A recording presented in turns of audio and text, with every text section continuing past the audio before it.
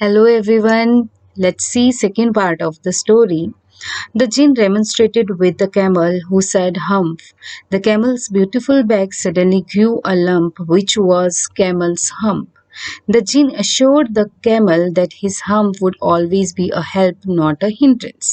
अब जो जिन है वो सेकंड पार्ट ऑफ स्टोरी में क्या करता है, वो कैमल का विरोध करता है जो हमेशा ही हम्प हो रहा था।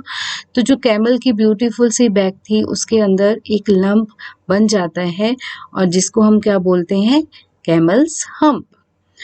और जो जिन है वो उसको अश्योर करता है कि जो कैमल का जो हम्प है वो उसके लिए हेल्प ही होगा, कोई रुकावट नहीं बनेगा। सो मीनिंग ऑफ हिंड्रेंस इज रुकावट। The chin rolled himself up in the dust cloak and took a walk across the desert and found the camel looking at his own reflection in a pool of water. अब जिन क्या करता है, अपने आप को dust clock का मतलब वो एक क्लॉक का मतलब वो एक जो जादूगर होते एक लंबा सा कोट डालते हैं उसको हम बोलते हैं क्लॉक। तो उसने धूल की क्लॉक को डाल लिया और अपने आप को रोल करता हुआ कहाँ पर ले गया, अक्रॉस द डेजर्ट। और देखता है कि जो कैमल है वो अपनी ही रिफ्लेक्शन को पूल वाटर में देखकर क्या हो रहा है, देख रहा है और खुश हो रहा है। My friend said the jinn, what this I hear of your doing no work. अब वो बोलता है कि मेरे दोस्त, जिन बोलता है मेरे दोस्त मैं क्या सुन रहा हूँ कि तुम कुछ नहीं कर रहे हो। The jinn sat down with his chin in his hand while the camel looked at his own reflection in the pool of water. अब जो कैमल है वो बहुत ज़्यादा बिजी है, अपने आप को अपनी रिफ्लेक्शन वो देख रहा है वाटर के अंदर, सोच रहा है I am so handsome, I am so pretty, I am so beautiful.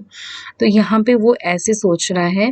तो जिन है वो क्या करता है, नीचे बैठ जाता है और अपनी चिन के ऊपर हैंड को रख लेता है। जब कैमल अपने आप को पानी के अंदर पुल के वाटर में अपनी ही रिफ्लेक्शन को देखकर वो खुश हो रहा होता है।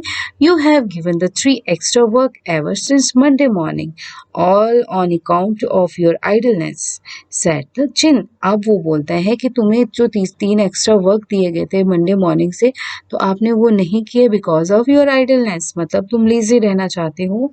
And he went on thinking with his chin in his hand. और उसके बाद वो क्या करता है, अपनी चिन के ऊपर हैंड रख लेता है और सोचने लगता है। Hump said the camel. अब कैमल है वो फिर से हम्प बोलता है। I shouldn't say that again if I were you said the djinn.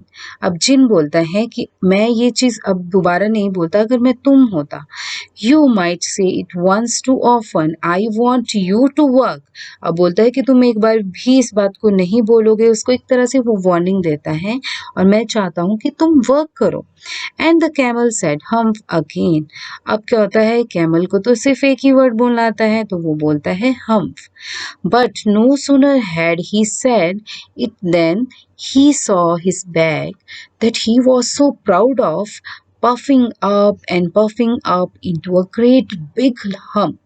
अब जैसे ही कैमल क्या बोलता है, हम्प बोलता है दोबारा, तो उसी टाइम पे मतलब कुछ भी देर नहीं लगती है, जैसे ही वो बोलता है वो देखता है कि जो उसकी बैग है जिसके ऊपर उसको बहुत ज़्यादा घमंड था वो अब क्या होने लगती है, पफ होने लगती है, फूलने लगती है into a great big hump. और ये बहुत बड़ा सा हम्प उसके ऊपर बन जाता है। Do you see that said the djinn. अब जिन उसको बोलता है क्या तुम उसे देख सकते हो, that's your very own hump that you have brought upon your very own self by not working. अब जिन उसको बोलता है कि ये देखो, ये जो हम्प आया है ये तुम खुद ही लेकर आए हो इसको, क्योंकि तुम क्या कुछ काम नहीं कर रहे थे इसलिए तुम्हारे ऊपर तुम्हारी बैग में हम्प आ चुका है। Today is Thursday and you have done no work since Monday when the work began. अब वो बोलता है कि आज क्या हो गया, आज थर्सडे हो चुका है और तुमने अभी तक कोई काम नहीं किया है मंडे से लेकर। तो अब क्या है, जब से मतलब काम शुरू हुआ था मंडे मॉर्निंग से, तब से तुमने कोई काम नहीं किया है।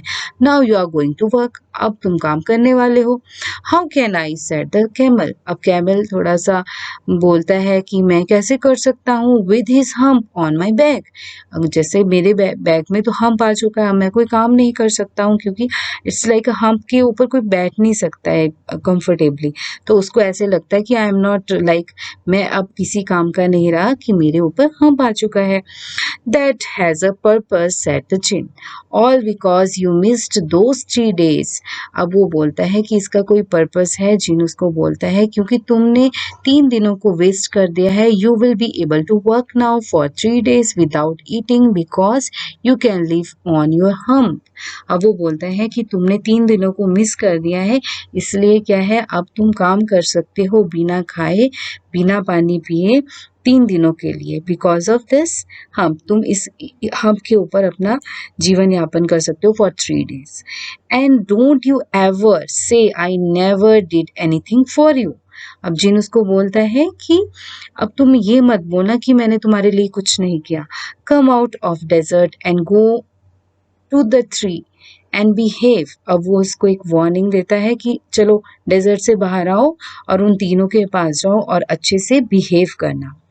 And the camel went away to join 3। और कैमल भी क्या करता है, चला जाता है और उन सबको ज्वाइन कर लेता है। And from that day to this the camel always wears a hump। We call its hump now not to hurt his feeling. अब उस टाइम से ही, उसी दिन से कैमल अपने उसके पीछे मतलब एक हम्प आ चुका है और इसको हम्प नहीं बोलते, हम उसको हम्प बोलते हैं क्योंकि हम उसकी फीलिंग को हर्ट नहीं करना चाहते हैं। But he has never yet caught up with the 3 days that he missed at the beginning of the world. But अभी तक उसने 3 दिनों का काम नहीं किया है जो उसने स्टार्टिंग में, जब वर्ल्ड स्टार्ट हुआ था उसकी बिगिनिंग में, उसने वो जो काम उसने 3 days मिस किए थे वो अभी तक उसका काम उसने पूरा नहीं किया है। And he has never yet learn how to behave. और उसने अभी तक ही इस बात को लर्न नहीं किया है कि कैसे हमें बिहेव करना चाहिए था। And this was a like a tale only. This is not a real story, and it is written by Rudyard Kipling. And the meaning of abridged means summarised. तो इट मीन्स ये story किसी book से ली गई है और this is summarise, मतलब छोटी सी ही कहानी बनाकर इसको यहाँ पे प्रेजेंट किया गया है। This is all for today. Thank you.